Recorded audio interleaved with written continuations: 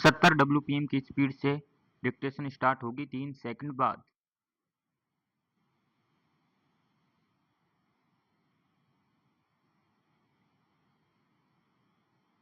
Start.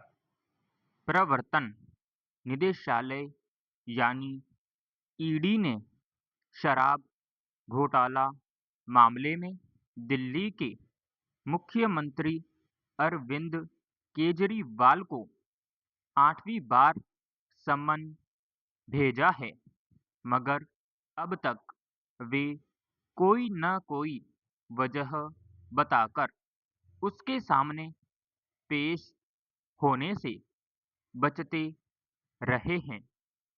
अब उनका कहना है कि अगर अदालत इस संबंध में आदेश देगी तभी वे प्रवर्तन निदेशालय के सामने पेश होंगे।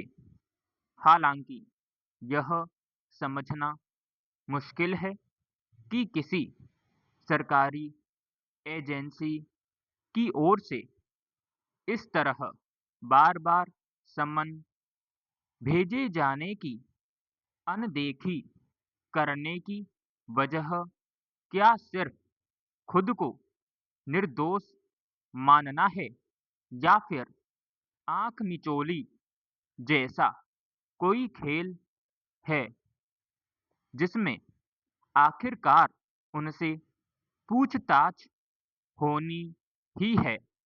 अगर उन्हें लगता है कि ईडी बिना किसी ठोस आधार के उन्हें बुला रही है, तो समूचे मामले को पारदर्शी तरीके से उसके सामने रख देने में उन्हें क्यों हिचक हो रही है। फिर अगर आने वाले दिनों में अदालत ने उन्हें ईडी के सामने पेश होने का आदेश दे दिया, तब उनके मौजूदा रुख को किस तरह देखा जाएगा। पैरा गौरतलब है कि दिल्ली सरकार ने सन 2021-22 के लिए आबकारी नीति के तहत जिन शराब व्यापारियों को लाइसेंस जारी किए थे, उन पर इसके लिए रिश्वत देने का आरोप है। मनपसंद कारोबारियों को लाइसेंस जारी किए गए। हालांकि आम आदमी पार्टी ने इन आरोपों को गलत बताया है, लेकिन अगर उसके वरिष्ठ नेता मनीष सिसोदिया ऐसे ही आरोपों के तहत हुई पूछताछ के बाद जेल में हैं और मुकदमे का सामना कर रहे हैं, तो उसका कोई न कोई ठोस आधार होगा।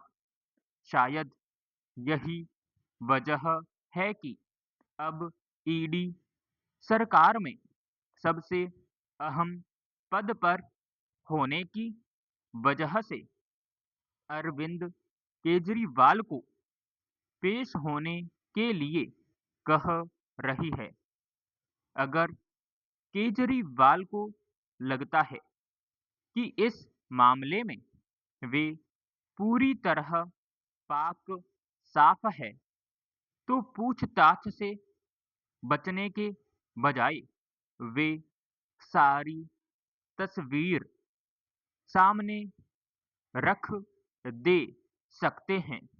यह याद किया जा सकता है कि उनके मौजूदा राजनीतिक सफर में भ्रष्टाचार के विरुद्ध आंदोलन छेड़ने, आरोपों पर जवाब देने और उसमें पारदर्शिता बरतने की मांग की एक बड़ी भूमिका रही है।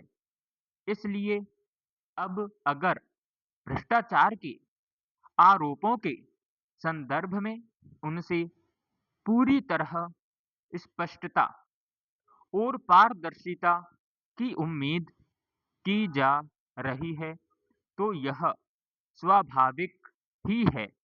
समाप्त।